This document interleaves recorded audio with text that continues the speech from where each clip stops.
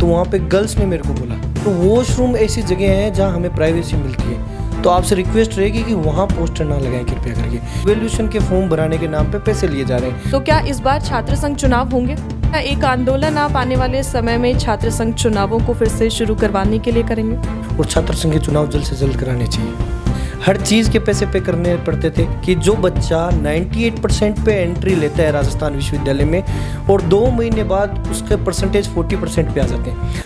नमस्कार, न्यूज़ यापा में आपका स्वागत है। मैं जानवी आपके साथ। आज हमारे साथ एक ऐसी शख्सियत जुड़ी है जिनको लोग अब गांधीवादी छात्र नेता के तौर पर जानने लगे हैं। वो अपने कार्यों के चलते लगातार सक्रिय रहते हैं और आज हमारे साथ जुड़े हैं जिनकी हम बात कर रहे हैं, छात्र नेता शुभम रेवार की। तो शुभम, बहुत बहुत स्वागत है आपका हमारे चैनल पर। Thank you so much ma'am. पहला सवाल यही कि आप लगातार विश्वविद्यालय में सक्रिय हैं, तो क्या इस बार छात्र संघ चुनाव होंगे? देखिए, जब मैंने ये शुरुआत की थी तो एक तरह से ये डिक्लेरेशन था कि चुनाव नहीं होंगे, तो मैंने कभी ये सोच के बच्चों की हेल्प नहीं की कि चुनाव होंगे या नहीं होंगे। मैंने नियंत्रण और फर्स्ट प्रायोरिटी मेरे काम को रखी कि चुनाव अगर ना भी हो तो भी मैं नियंत्रण, मेरे लिए जो भी काम होगा छात्र हितों के लिए वो हमेशा करता मिलूँगा। जी, एक पुराने सिस्टम को आपने बदलने के लिए गांधीवादी तरीके से कुछ दिन पहले प्रदर्शन किया, जिसके बाद बच्चों को जो बैग रखने के लिए फीस दी जानी पड़ती थी उसको बंद करने के आदेश दिए गए, उस पर आप क्या कहेंगे?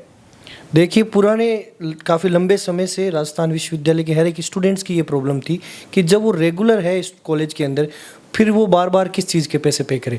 तो मैंने इस समस्या को समझा, क्योंकि मैंने खुद नहीं ये चीज़ फेस की है, तो मैंने इसका समाधान ढूंढा कि किस तरह इसको अपन सोल्व कर सकते हैं।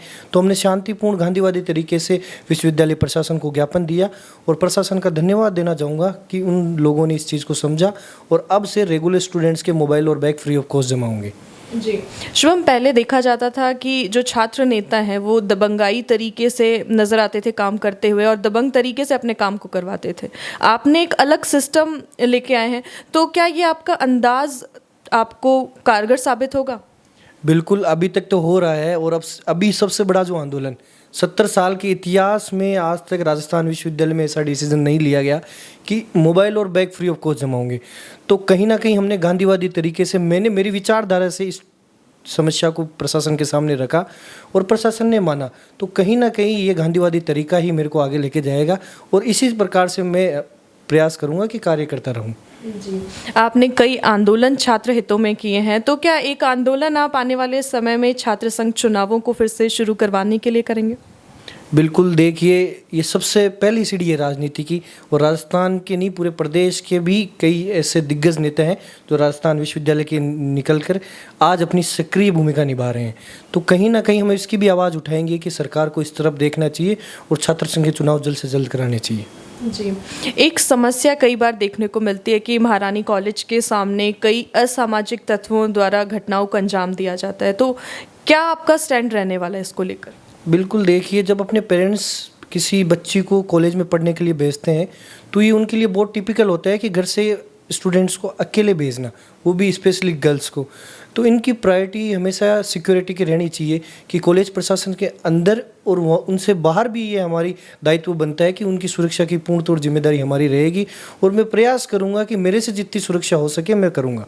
जी, अगर आपकी बात करें तो आपको चुनाव लड़ने की प्रेरणा कहाँ से आई और कब से आपने मन बनाया कि आपको छात्र सेवा करनी है? बिल्कुल, देखिए, जब मैंने 2015 के अंदर कॉमर्स कॉलेज में एडमिशन लिया तो मैं उन्हीं समस्याओं पे काम कर रहा हूँ जो एक स्टूडेंट के तौर पे मैंने फेस किए। विश्वविद्यालय के अंदर मैंने क्या क्या समस्याएं फेस की। मेरे को मोबाइल और बैग रखने के चार्जेस लिए जाते थे, हर चीज़ के पैसे पे करने पड़ते थे। उसके बाद जब मैंने नो पोस्टर कैंपेन चलाया तो इसी तहत चलाया कि मैंने जब कॉलेज में एंट्री ली तो मेरे को साइन बोर्ड नहीं दिखा बल्कि छात्र नेताओं के पोस्टर दिखे। तो मैंने कहा अगर मेरी काम से पहचान बन सकती है तो मेरे को पोस्टर लगाने की ज़रूरत ना पड़े। जी, अगर छात्र संघ चुनाव नहीं होते हैं तो आगे आप अपना सियासी भविष्य कैसे देखते हैं? क्या विधानसभा या संसद तक जाने का आपने मन बनाया है?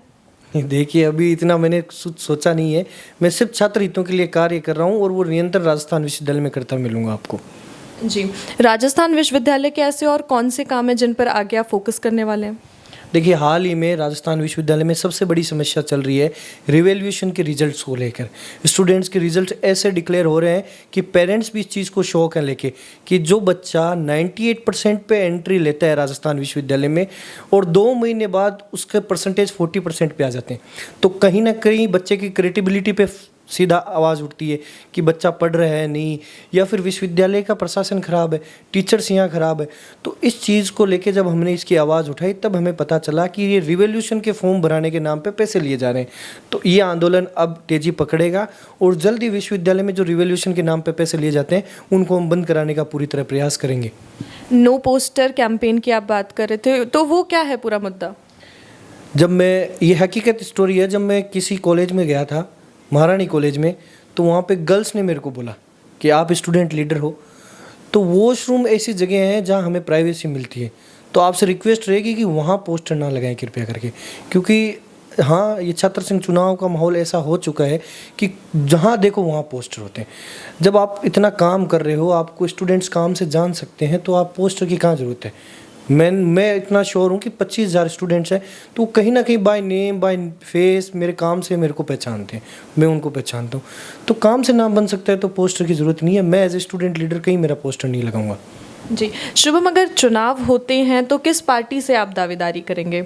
एबीवीपी, एनएसयूआई या निर्दलीय? क्योंकि निर्दलियों का भी यहाँ पर काफ़ी अच्छा इतिहास रहा है। नहीं, बिल्कुल, देखिए, सर्वप्रथम मैंने आपको बताया मेरा यही मोटिव रहेगा कि मैं स्टूडेंट्स के हित में काम करूं, बाद में जो स्टूडेंट्स का फैसला होगा उस पर काम करेंगे। जी, आखिरी सवाल यही रहेगा कि हमारे चैनल के माध्यम से आप क्या राजस्थान विश्वविद्यालय के छात्रों को संदेश देना चाहेंगे? मैं यही देना चाहूँगा, सबसे पहले तो आपका बहुत बहुत धन्यवाद जो आपने बुला के हमें हमारी बात रखने का मौका दिया। राजस्थान विश्वविद्यालय के प्रत्येक स्टूडेंट को मैं ये कहना चाहूँगा कि हमेशा आप किसी को फॉलो मत करो, किसी ट्रेंड को, जो आपको लगे अच्छा उसकी आवाज़ उठाओ, मजबूती से उठाओ। जहाँ आप गलत नहीं हो वहाँ आपको डरने की ज़रूरत नहीं है। जी, बहुत बहुत धन्यवाद। तो ये थे हमारे साथ में शुभम रेवार जी, जिन्होंने बताया कि किस तरह से वो छात्र हितों के लिए लड़ते रहेंगे, कैसे छात्रों की सेवा के लिए तत्पर रहेंगे। तमाम ऐसी अपडेट्स के लिए बने रहिए हमारे साथ। तब तक के लिए नमस्कार।